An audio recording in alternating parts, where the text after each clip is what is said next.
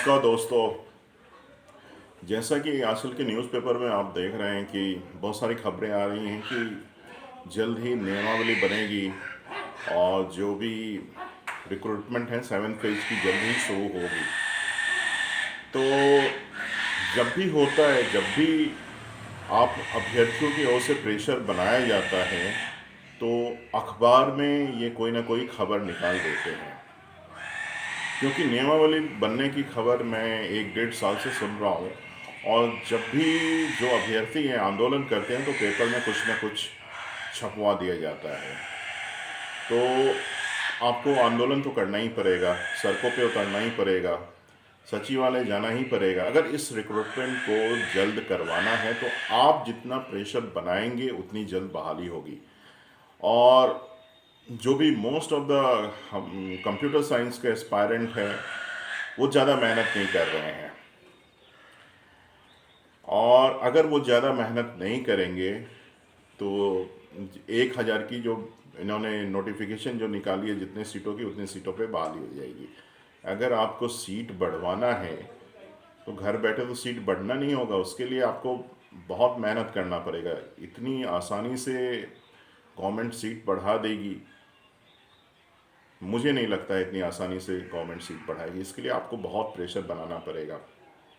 Paper में छपता है और रियलिटी में बहुत फ़र्क होता है।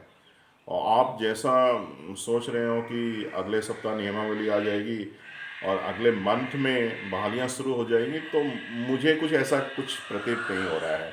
क्योंकि बहालियाँ जो भी करवाना है वो टीचर्स ही करेंगे।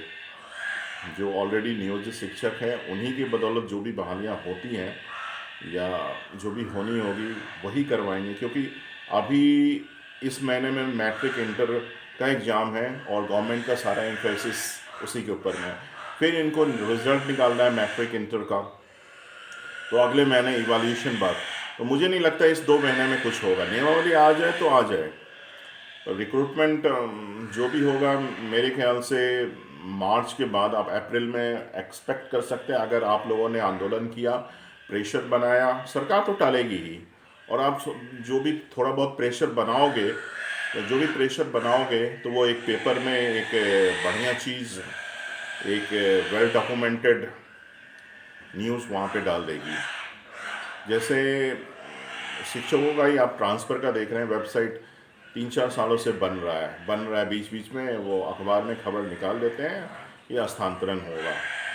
तो वही बात है। अब सरकार की मुझे सोच लगती है कि इस रिक्रूटमेंट को इलेक्शन तक ले जाए, और इलेक्शन के टाइम में या इलेक्शन से पहले कुछ ना कुछ कर दें और इसका क्रेडिट हम इलेक्शन में लें।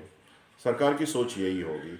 नहीं तो ऐसी कोई चीज़ नहीं है। नियमावली जो भी बनाना है आप सबको बिठाइए और सबके सजेशन लीजिए और नियमावली बना दीजिए। आप जो भी सजेशन है आप ईमेल से भी ले सकते हैं।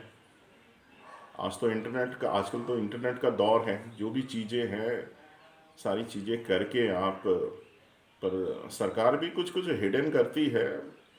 कब तक आएगा, कब तक देना है, एक डेडलाइन बना के नहीं चल रही है ना। इसीलिए मुझे लगता है कुछ हिडन एजेंडा गवर्नमेंट का है। और जब भी कुछ प्रेशर बनता है तो पेपर में कुछ न्यूज़ निकल जाता है, आप लोग भी खुश हो जाते हो, पेपर में निकल जाता है 8,000 सीटें बढ़ने वाली हैं। तो ये इतना आप लोग जैसा सोच रहे हो उतने एक बार में 8,000 सीट, खाली कंप्यूटर साइंस तो है नहीं सब्जेक्ट, एक बार में 8,000 सीट निकल जाए, ये इतना आसान नहीं है। हमें पता है 13 सीट निकली थी पहली बार 2011 में। 13 को 500 में करवाने में कितनी मेहनत करनी पड़ी थी, कितना चारों तरफ से प्रेशर बनाना पड़ा था, तब 13 से 500 सीटें हुई थी। तो ऐसा नहीं है कि इन्होंने वो पदवर्ग समिति से इसको अप्रूव कर लिया तो उस पर वैकेंसीज उतनी सीटों की आ ही जाएगी। तो उसके लिए आपको बहुत, एक बार में मुझे नहीं लगता है कि 8,000 सीटें आएंगी। वो फेज वाइज करके वो निकालेंगे। तो फेज वाइज करके वो डिस्ट्रीब्यूटेड मोड में एक बार में वो सारी वैकेंसीज नहीं आएंगी, क्योंकि उतना सरकार के पास फंड भी नहीं है कि एक बार में सबको पैसा दे सके। हाँ, फेज वाइज निकाले तो सबसे पहले तो आपको प्रयास करना पड़ेगा, पहले सीटें आप अप्रूव करें। इसके लिए आपको प्रेशर बनाना पड़ेगा। मैं नहीं देख रहा हूँ कि आप लोग इस मुद्दे पे कोई प्रेशर बना रहे हैं।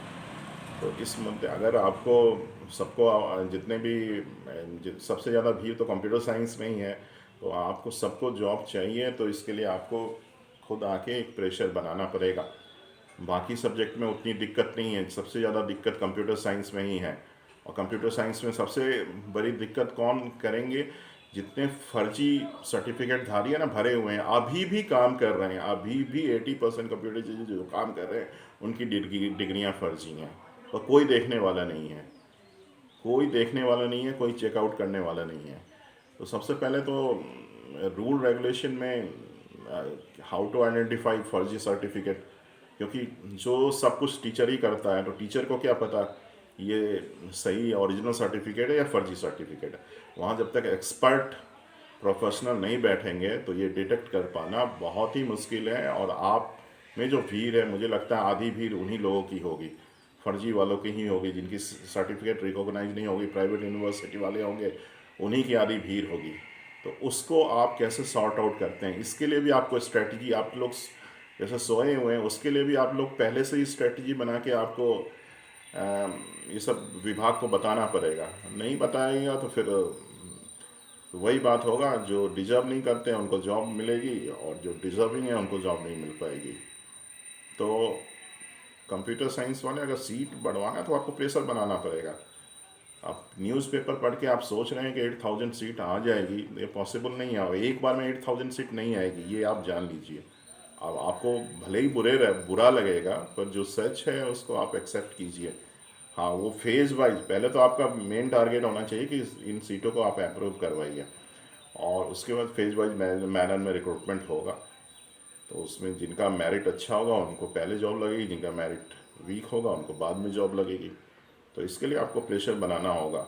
बाकी सब्जेक्ट और जितने भी इंग्लिश है, हिंदी है, उनको उनके सब्जेक्ट में इतनी भीड़ नहीं है, सारी भीड़ कंप्यूटर साइंस में ही है, और सोशल साइंस में भी। पर सोशल साइंस से भी ज़्यादा भीड़, अगर आप रेशियो देखेंगे, सबसे ज़्यादा भीड़ कंप्यूटर साइंस में ही है। तो इसके लिए जो भी है, जो सीटें आप पेपर में पढ़ रहे हैं उसको ग्राउंड में उतारिए, ग्राउंड रिलेटिव बनाइए। अगर ग्राउंड रिलेटिव बन जाती है तो अच्छी बात है, और जो फर्जी कैंडिडेट हैं उनको वहाँ से सॉर्ट आउट कीजिए, अदरवाइज़ बहुत ही मुश्किल बन पड़ेगा। ये जो है फैक्ट्स मैं बता रहा हूँ। भले ही कोई भी यूट्यूबर आपको अच्छी अच्छी बातें, 8000 सीट आ रहा है, सबका हो जाएगा, तो ये सुनने में अच्छा लगता है क्योंकि आप एस्पायर कर रहे हैं, पर जब हकीकत आएगा तो आप देखिएगा कैसे क्या होता है। वैसे नियमावली अब देखिए, अब इस 2-3 महीने से तो सुन रहा हूँ, आ रहा है आ रहा है आ रहा है, पता नहीं कब तक आता है। तो देख लीजिए। पर रिक्रूटमेंट अभी तो सारे टीचर्स बिजी हैं, इस मंथ में, अगले मंथ में भी। तो ये दोनों मंथ के बाद ही जो भी होना होगा वो होगा, अगर आपका रिक्रूटमेंट स्टार्ट होता है। और अबाउट नियमावली, नियमावली का भी तो गवर्नमेंट कोई डेडलाइन नहीं बता रही है कब तक करेंगे। उनको बताने में क्या है, इस दिन कैबिनेट में अप्रूव हो जाएगा, देखिए कब तक आती है। थैंक यू दोस्तों।